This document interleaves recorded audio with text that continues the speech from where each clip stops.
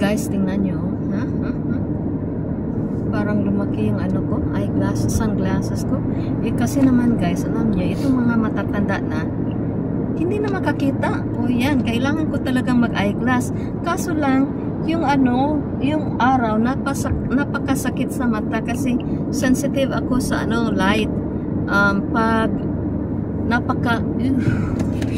it's so painful in my eyes. Yun. Kaya kailangan ko talaga ng sunglasses. Kung nakita niyo yung video ko about this one, sasabihin niyo, napaka-arte naman itong si Filipina Carpentera eh. Kailangan talagang ganun-ganun ng mga eyeglass, sunglasses, blah blah blah blah. Kailangan talaga guys. You know why? Kasi mabubuta ako guys pag hindi ako in Jesus name. I have a very big sensitivity of light. So, sasakit yung ulo ko if it's too bright and then hindi na ako makatulog or, you know, ay nako, mga matatanda na dapat na lang nating tatanggapin na ganun talaga pag tumatanda na. You know, tatanda at lilipas din ako, ngunit mayroong awitin iwanan sa inyong Don't show me, please. Sabi ng asawa ko, wag mo akong ipakita kasi you look like you were disgusted with me singing. Gusto ko talaga ipahiya itong asawa ko kasi ano, ako ang walang hiya. Siya yung ano, napaka-reserved, napaka-gentle, tapos ako parang ano ba sinasabi ko, pakita ko na lang yung ano, yung pupuntahan namin guys. But yeah, tatanda at lilipas. Uy guys, may kwento ako sa inyo. Alam niyo guys, yung uso pa ba dyan sa Philippines yung favoritism sa school? Yung favoritism guys. Kasi nung sa elementary, syempre sa ano, tumubo ako. Ano bang tumubo? Pinanganak ako sa Dumaguete City, Negros Oriental, capital ng Negros Oriental. But yung hometown namin is a town called Bayawan. So Bayawan, nag-elementary kami doon. Bayawan is Central School. Tapos, nung kindergarten ako, di ba, may Miss Kindergarten, di ba? O, syempre, nanalo ako. Tapos, sa elementary, inano na naman, ginawa na naman nila akong ano, Miss, mga ganon.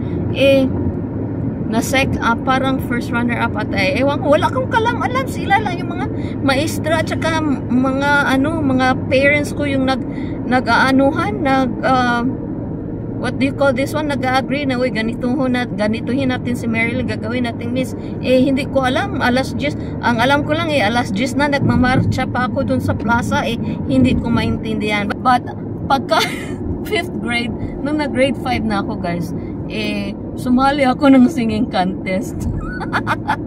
Do you know that I entered a competition, like singing competition, when I was in elementary guys? Nakakahiya mga aminin, pero hindi talaga maganda yung boses ko. I mean, I will accept that humbly. My voice is not good, but I can sing like, you know, the right notes, but I don't have a good voice, okay? Like Mariah Carey. Ooh, mga ganun. Mariah Carey, by the way, is my favorite singer. But anyway, so 5th grade, pinasali ako ng maestra ko. Marilyn, kanta ka, ikaw yung representative ng klase natin. Sabi ko, oh yeah, sure. So yun, kumanta na ako. Alam nyo yung, you know what the song that I sang during the contest? I think, simulat sa pool, mahal kita, nalalaman mo, walang-wala sa piling ko, na sa'yo. I think that was the one that I sang. Tapos kanta talaga ko dun sa stage. Tapos syempre it was, you know, attended by so many, everybody in the elementary school that I went to. Tapos yung kapatid ko nasa harap ng stage. Tapos yung katabi niya, na classmate siguro niya, sabi niya, favoritism. I think after I was announced na I was the winner, di kakanta ka naman, di ba? Like closing, after the winner is Miss Marilyn, blah blah blah. So punta ako doon, ako nanalo. So kanta-kanta ko nuhay ako doon, guys. Yung bata sa harapan ko, klase ng kapatid ko, sabi niya, nanalo favoritism favoritism.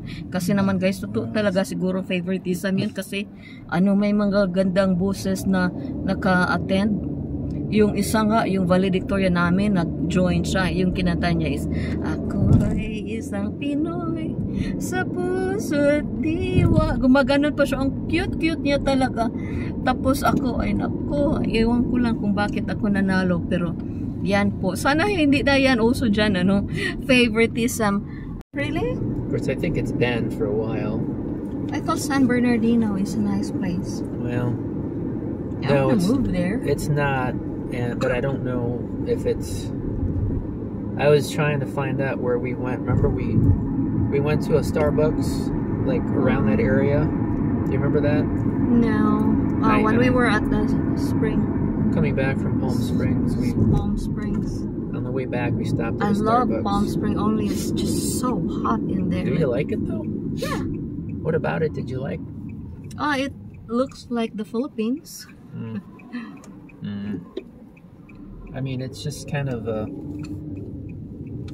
So where do you like, if you were to choose, would you be okay to live in the Philippines? I think it'd be interesting to see how it would go. I just know foreigners, I've just been, I hear about the healthcare, Well, yeah, if you go to a third world country, healthcare is kind of difficult, but then, as long as you have money, that's why you have to have enough money when you move somewhere. Yeah. But anyway. Do you like my eyeglass? My friends, they said they like it. I look like I have a bee eyes. Eyes of a bee. Okay, turn off please. No, I like to. No, I don't want to talk on Do I look okay with this sunglasses? You know what, Borg? I have bashers on YouTube. My bashers, they told me that it's not bashing, but she said that I look older than you told me about that. Mas matanda pa daw akong tingnan kaysa asawa ko. Totoo naman. Yun naman ako. Hindi yan bashing kasi sinabi lang niya yung totoo. Tapos, yung bashing talaga, yung may nagsabi na para daw, mukha daw akong si palaka. I look like a frog. Who said that? You or them? Somebody looked like, but jokingly.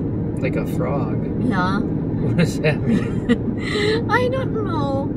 They were referring to a person. I think there's a person in the Philippines that they call frog. And somebody also told me na or asked me, are you gay? Hindi naman po ako bakla. Mukha po ba akong bakla? Pero hindi po yun mga bashings kasi they said it wholeheartedly in an innocent, it's an innocent question. So, yun. Hindi naman po ako na offend. But anyway, guys, grabe yung dito. Bagyo. Be mowing anyway. My goodness. That's crazy. Now we're going well, it's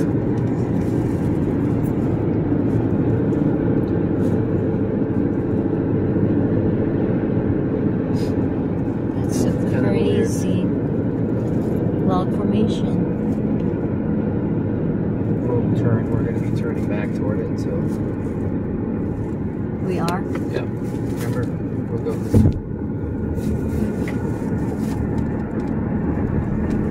And then we'll go right again, and we'll go left. Oh my gosh, yeah, that's not good. I mean, it's not that big of a cloud, I don't know. Yeah, it's like a log, it's rolling. Is it a rolling cloud? Looks like.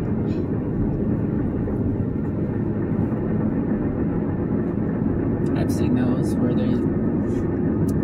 But I've seen a little bit of, the one that looks like cotton bud.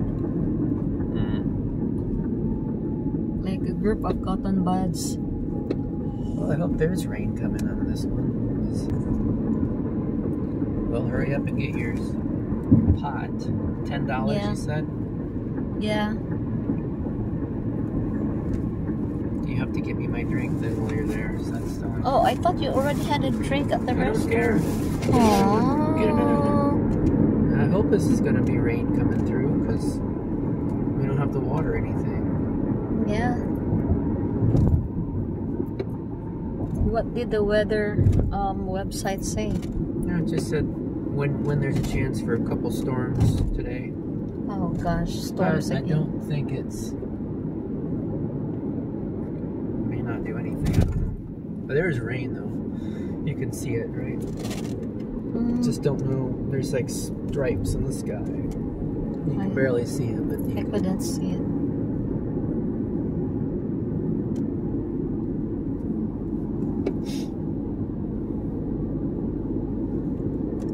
Here comes the rain again, falling on my head like a memory. I hope it does. I don't know. I'm not. Falling on my head like a new emotion. I don't know. It's just dark. I don't know if there's rain. Okay, the log cloud is already gone. That's how we're underneath it, so it doesn't look like much from here. 5, So 4, baby, talk to 2, me 1. Is it gonna go yellow? Yeah. like lovers do.